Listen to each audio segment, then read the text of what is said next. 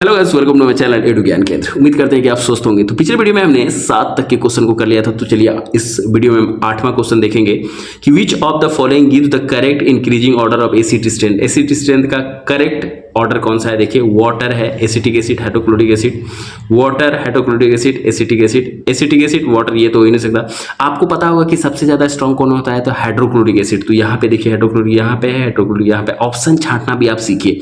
यहाँ पे है, तो ये दोनों तो खत्म हो गया। उसके बाद हम देखेंगे कि एसिटिक एसिड जो है ना वो वाटर से ज्यादा है।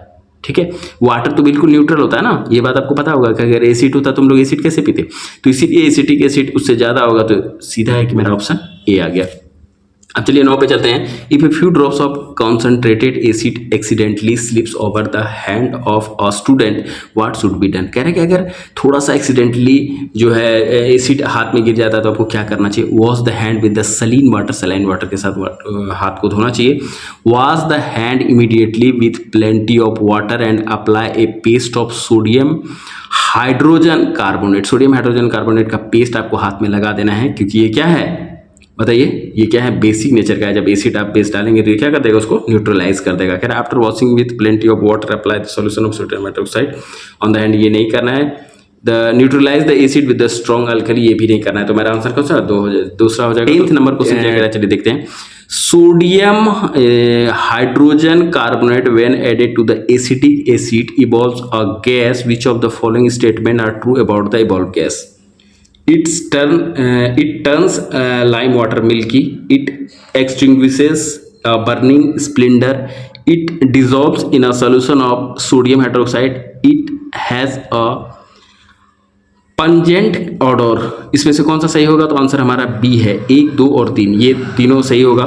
ये टर्न कर देगा लाइम वाटर को मिल्की, दूसरा कर देगा एक्सटिंग्विशेस द बर्निंग स्प्लिंटर, और तीसरा dissolve in solution of hydroxide होगा। चलिए 11 नंबर क्वेश्चन देखते हैं कि common salt besides being used in kitchen can also be used as a raw material for making। कह रहे हैं कि कॉमन सॉल्ट जो हम लोग घर में यूज करते हैं वो खाने के अलावा किस चीज़ में यूज होता है? तो वॉशिंग सोडा को बनाने में यूज होता है, ब्लीचिंग पाउडर को बनाने में यूज होता है, और बेकिंग सोडा। ये एकदम ध्यान रखिएगा, बहुत इंपॉर्टेंट क्वेश्चन है कि कॉमन सॉल्ट का जो है किसके फॉर्मेशन में यूज होता है।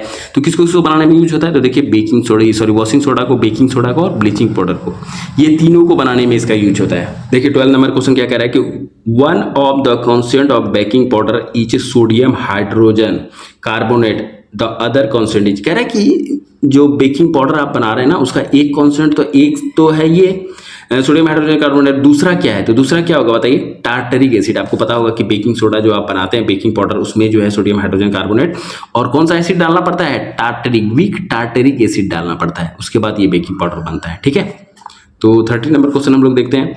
To protect tooth decay, we are advised to brush our teeth regularly. The nature of toothpaste commonly used is। Basically ये पूछ रहा है कि हम लोग जो टूथपेस्ट यूज करते हैं ना उसका नेचर कैसा होता है। तो हमेशा याद रखिएगा उसका नेचर कैसा होता है? बेसिक नेचर का होता है। हमारा जो टूथपेस्ट हम यूज करते हैं उसका नेचर बेसिक होता है। चलिए 14 और 15 नंबर देखते हैं हम लोग। Which of the following statement is correct about an aqueous solution of N acid and a base. Acid और बेस के बारे में कौन सा जो ये स्टेटमेंट है वो सही है? क्या कह रहा है कि higher the pH strong the acid. PH का वैल्यू आप जैसे जैसे बढ़ाएंगे एसिड क्या होगा? स्ट्रॉन्गर होता जाएगा। Higher the pH weaker the acid, lower the pH stronger the base, lower the pH weaker the base. इसमें से सही कौन सा होगा आपको बताना है। तो डी होगा सही। देखिए 2 और 4 कैसे 2 4 होगा कि पीएच जितना हायर होगा उतना वीक एसिड होगा, और लोअर जितना पीएच होगा उतना वीक बेस होगा। आपको पता होगा कि जैसे जैसे पीएच बढ़ते जाएगा वैसे वैसे बेसिक नेचर बढ़ते जाएगा, और जैसे जैसे पीएच घटते जाता है वैसे वैसे एसिडिक नेचर बढ़ते जाता है। तो लास्ट क्वेश्चन आज का देखिए क्या है कि the pH of gastric juice release during the digestion is. इसका पीएच कितना होता है? लेस देन 7 होता है। एक्चुअली इसका कितना होता है? 1.4 के अप्रॉक्स होता है। देखिए यहाँ पे दिया हुआ है, तो इसमें ऑप्शन तो है नहीं 1.4, तो कौन सा आंसर मारेंगे? ये वाला ऑप्शन मारेंगे, 7 नंबर। ठीक है, तो आज का वीडियो यहीं पे समाप्त करते हैं। उम्मीद करते हैं कि आपको वीडियो पसंद आया होगा। अगर पसंद आया तो चैनल को सब्सक्राइब करके वीडियो को लाइक देके हमें हिम्मत जरूर दीजिएगा। मिलते हैं इस तरह के एक और वीडियो में, तब तक अपना ख्याल रखिएगा। धन्यवाद।